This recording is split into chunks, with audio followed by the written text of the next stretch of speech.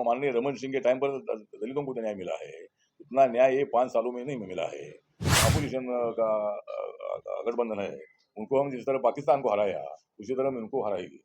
भूपेश बघेल आप लोगों पर आरोप लगाते हैं कि आप स्वतंत्र मुझे लगता है कि आरोप में बिल्कुल सत्य नहीं है। डॉक्टर साहब, ये कांग्रेस पार्टी से बहुत सारे विधायक छोड़ते हुए जा रहे हैं, बहुत सारे बागी होते हुए जा रहे हैं, कैसे देख रहे हैं आप? किस्मत लाल ने भी पार्टी छोड़ दी है। कांग्रेस जैसे जैसे चुनाव आ रहा है बिखराव बढ़ रहा है। लगातार 3 बार छत्तीसगढ़ के 15 साल के मुख्यमंत्री पद पर रहते हुए उन्होंने छत्तीसगढ़ का विकास किया है। 80% से ज्यादा राशि केंद्र सरकार पूरे पैडी प्रोक्योरमेंट के लिए देती है। खुश है तो फिर खुशी मना ले, छोटा बड़ा केक मंगा ले, संगम में मिलता है बढ़िया केक, संगम में मिलता है बढ़िया केक।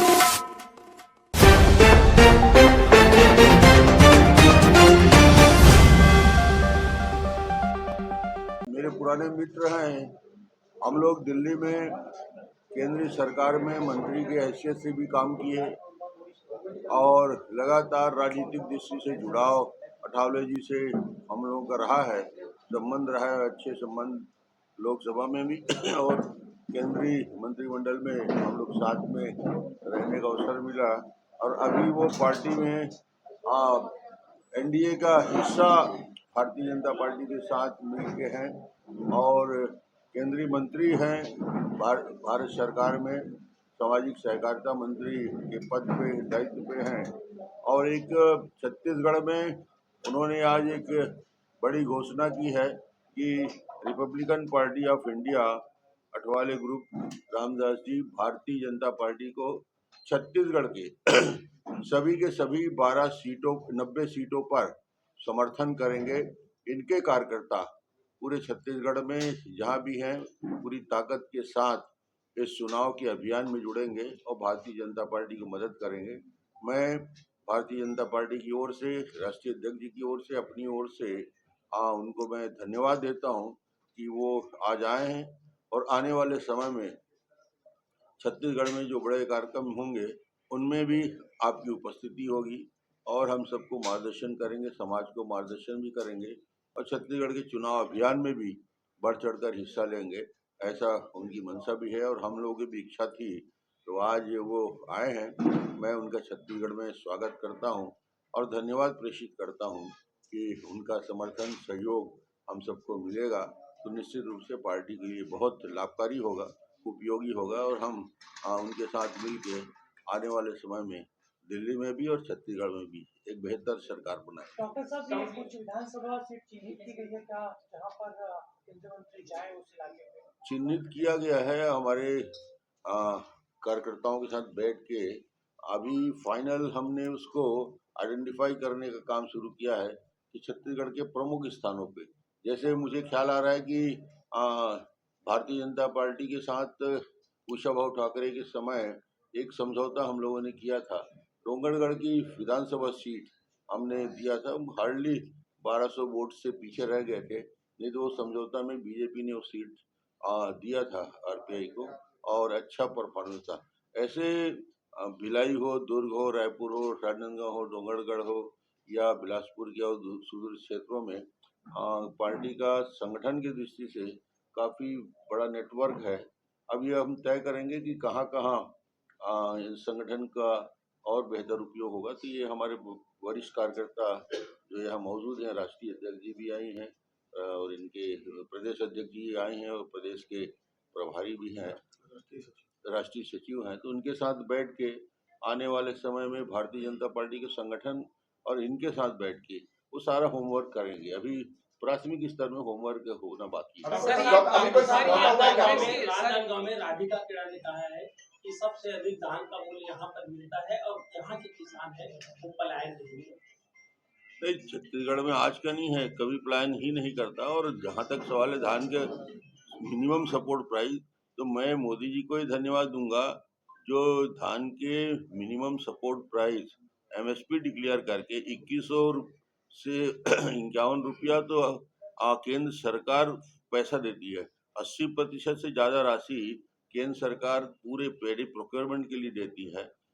तो उसके लिए हम भारतीय जनता पार्टी की सरकार बनेगी तो उसमें धान खरीदी को पहले भी हम करते थे 15 साल, आगे भी उसको बेहतर जारी रखेंगे। ये इनके बीच में समझौता हुआ है क्या आरपीआई के साथ भारतीय जनता पार्टी के समझौता अभी हाल फिलहाल में कुछ हुआ है? नहीं, एनडीए के हिस्सा तो है और इसलिए माननीय को केंद्रीय मंत्री बनाया गया है और राष्ट्रीय स्तर में भारतीय जनता पार्टी का हिस्सा है, समर्थन करता है और पूरे देशव्यापी समर्थन है भारतीय। अठाले जी आपने मुलाकात की है हाँ, तो मतलब माननीय रमन सिंह जी मतलब लोकसभा में हमारे साथ थे। वो अटल बिहारी वाजपेयी जी के सरकार में मंत्री भी रहे हैं और लगातार लोकसभा में हम हमेशा में मिलते रहे थे। और उसके बाद जब उनको पहली बार मुख्यमंत्री बनने का मौका मिला, तब जब भी मैं रायपुर आता था तब माननीय रमन सिंह जी के साथ मेरी बातचीत होती थी, मैं उनको मिलता था। और छत्तीसगढ़ हमारे लिए बहुत बड़ा अट्रैक्टिव स्टेट इसलिए है कि हमारी महाराष्ट्र की बॉर्डर ही लगती है। हमारा नागपुर का एरिया वगैरह जो पूरा है तो वो मतलब इससे लगता है। और बॉर्डर में मराठी भाषा बोलने वाले भी काफी लोग हैं, हिंदी तो बोलते हैं। तो रमन सिंह जी ने 15 साल में बहुत अच्छा काम किया है। लास्ट इलेक्शन में मतलब कुछ सीटें कम आ गई, जरूर कम आ गई, लेकिन इस वक्त माहौल एकदम चेंज हो गया है। लोग छत्तीसगढ़ में परिवर्तन करना चाहते हैं और भूपेश बघेल जी के नेतृत्व में कांग्रेस की सरकार बनी है। उन्हें 5 साल में जितना काम करना चाहिए उतना नहीं किया है, खाली घोषणाबाजी करने का काम किया है। खाली मैनिफेस्टो में ये करे वो करे इसी तरह के वादे लोगों को करने का काम किया है। और माननीय राहुल गांधी जी के नेतृत्व में कांग्रेस पार्टी को कोई ताकत मिलने वाली नहीं है। इसीलिए मैं यहाँ आया हूँ और माननीय रमन सिंह जी के साथ तो मेरे संबंध अच्छे रहे हैं, लेकिन माननीय नरेंद्र मोदी साहब के साथ मेरे बहुत अच्छे संबंध है। अमित शाह साहब से मेरा बहुत अच्छा रिलेशन है। जेपी नड्डा साहब से भी मेरा अच्छा रिलेशन है। मनसुख भाई मांडविया जी हमारे हेल्थ मिनिस्टर है, उनके साथ भी मेरे बहुत फ्रेंडली संबंध है। तो सभी नेताओं के साथ मेरे अच्छे संबंध है और पूरे देश भर में मेरे अम्बेडकराइट लोग, दलित लोग ये देख रहे हैं कि मेरे पार्टी का एक भी मेंबर ऑफ पार्लियामेंट लोकसभा में नहीं है। उसके बावजूद भी मुझे नरेंद्र मोदी साहब ने उनके मंत्रिमंडल में मंत्री बनाया है। जब बाबा साहब अम्बेडकर जी पंडित जवाहरलाल नेहरू जी के मंत्रिमंडल में थे, उसके बाद रिपब्लिकन पार्टी को केंद्रीय मंत्रिमंडल में कभी मौका नहीं मिला था, लेकिन पहली बार माननीय नरेंद्र मोदी जी ने मुझे मंत्री बनाया है और मैं लगातार लोगों से संपर्क कर रहा हूँ। और भारतीय जनता पार्टी दलितों को मजबूत करने वाली पार्टी है। भारतीय जनता पार्टी सभी जाति वर्गों को साथ में ले जाने वाली पार्टी है। माननीय नरेंद्र मोदी जी ने जो भी निर्णय लिए हैं वो निर्णय कोई जात और धर्म के आधारित नहीं है। आठवले जी, जो लोग एक सवाल था आठवले जी। यहाँ के जो मुख्यमंत्री हैं भूपेश बघेल वो लगातार आप लोगों पर आरोप लगाते हैं कि आप उनके साथ छत्तीसगढ़ के साथ सौतेला व्यवहार करते हैं क्योंकि आपकी सरकार यहाँ पे नहीं। भूपेश बघेल आप लोगों पर आरोप लगाते हैं कि आप सौतेला व्यवहार मुझे लगता है कि आरोप में बिल्कुल सत्य नहीं है। जो भारत सरकार योजना जैसे जनधन योजना है, मुद्रा योजना है, प्रधानमंत्री आवास योजना है, आयुष्मान भारत योजना है, उज्ज्वला योजना है, तो ऐसी योजनाओं का फायदा डायरेक्टली हमें मिला है। जो रोड बने हैं, ये रोड छत्तीसगढ़ के है, यहाँ कांग्रेस की सरकार है इसलिए यहाँ पैसा आया नहीं, ऐसा बिल्कुल नहीं है। तो माननीय बघेल जी के आरोप में बिल्कुल सत्य नहीं है। हमने कोई दुष्प्रभाव नहीं किया है और नरेंद्र मोदी जी सारे भारत को अपना मानते हैं। ठीक बात है, कभी कम ज्यादा होता है, कभी इसकी सरकार आती है उनकी सरकार आती है। 70 साल तक कांग्रेस पार्टी सत्ता में रही, लेकिन अभी मतलब 2014 में नरेंद्र मोदी जी के नेतृत्व में सरकार आई है, इसीलिए कोई तो दुधाभाव हम नहीं करते हैं। जितना डेवलपमेंट के लिए पैसा चाहिए या जो हमारी स्कीमें है उस स्कीम का पूरा फायदा छत्तीसगढ़ में हुआ है। भूपेश बघेल ये कहते हैं कि एससी वर्ग के लिए ये उनकी सरकार बहुत काम कर रही है, आप कितना संतुष्ट हैं? नहीं, वो बोलते हैं कि बहुत काम कर रही है, मैं बोलता हूँ बहुत काम नहीं कर रही है। तो मतलब क्या क्या बहुत काम कर रही है, मतलब दलितों के लिए बहुत वोट लेने के लिए अभी बात कर रहे हैं कि भाई हम दलितों के लिए ये कर रहे वो कर रहे हैं, लेकिन जितना माननीय रमन सिंह के टाइम पर दलितों को न्याय मिला है उतना न्याय ये 5 सालों में नहीं मिला है। इसलिए जो बघेल जी बोल रहे हैं उसमें बिल्कुल तथ्य नहीं है। और हमारी केंद्र की सरकार और स्टेट की बीजेपी पूरी दलित उनके साथ है। ठावले जी, ये भाजपा को समर्थन करने वाली तमाम जो पार्टी है छत्तीसगढ़ में उनको समर्थन दे रही है चुनाव में, लेकिन कांग्रेस को समर्थन देने में देश में तमाम जो पार्टी है, बसपा हो गया, सपा हो गया, आम आदमी पार्टी हो गया, इंडिया गठबंधन हो गया, वो अलग अलग चुनाव लड़ रहे हैं छत्तीसगढ़ में, बिखरा हुआ है, कैसे दिख रहे हैं? तो मतलब जो इंडिया नाम से गठबंधन करना ठीक नहीं है। अपने देश का नाम इंडिया है। तो राहुल गांधी जी के दिमाग में आया कि INDIA, इसका जो शॉर्ट फॉर्म जो फुल फॉर्म करके शॉर्ट फॉर्म करके उसको इंडिया नाम दिया है। लेकिन इंडिया नाम देने से थोड़ा वोट मिलने वाला है।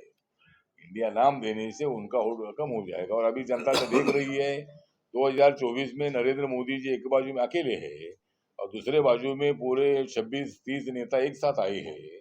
और जिन लोगों को इंदिरा गांधी जी ने जेल में डाला था इमरजेंसी के टाइम पर, ये सब लोग अभी एक साथ आ गए हैं। और इनको मालूम नहीं है कि भाई कभी जल्दी तो अभी कांग्रेस सरकार आएगी नहीं, लेकिन नरेंद्र मोदी जी ने कैपेबल है कि 2024 में हमने ऐसी तैयारी की है जिस तरह भारत ने पाकिस्तान को मतलब अहमदाबाद में हराया, उसी तरह पूरे देश भर में हम मतलब ये जो अपोजिशन का गठबंधन है उनको हम जिस तरह पाकिस्तान को हराया उसी तरह हम इनको हराएगी। लेकिन छत्तीसगढ़ में बिखरा हुआ लग रहा है तमाम जो गठबंधन। हाँ, तो जो सवाल आपका है कि बिखरा हुआ है, तो बिखरा हुआ ही है, लेकिन ये जोड़ तोड़ करके मतलब मोदी जी का विरोध करने के लिए एक साथ आए हैं। और अभी इस इलेक्शन बहुत बहुत धन्यवाद डॉक्टर साहब, ये कांग्रेस पार्टी से बहुत सारे विधायक छोड़ते हुए जा रहे हैं, बहुत सारे बागी होते हुए जा रहे हैं, कैसे देख रहे हैं आप? किस्मत लाल ने भी पार्टी छोड़ दी है। कांग्रेस जैसे जैसे चुनाव आ रहा है बिखराव बढ़ रहा है, अलग अलग ध्रुव में अलग अलग दिशा में पार्टी चल रही है और ये पूरा विभाजन स्पष्ट रूप से अब दिखने लगा है और इसका रिजल्ट मिलेगा चुनाव के। सर, ये कर्ज माफी के बाद उसके बाद मुख्यमंत्री भूपेश बघेल कह रहे हैं के कार्यकर्ता भी कांग्रेस को वोट डालने वाले हैं। अरे हर बार कर्ज माफी, 5 साल पहले कर्जा माफी की बात करते हैं। हर 5 साल में इतना कर्जा, हजारों करोड़ का कर्जा कहाँ से आ जाता है? ये कर्जा माफी दिखावे का और सिर्फ नाटक रहता है।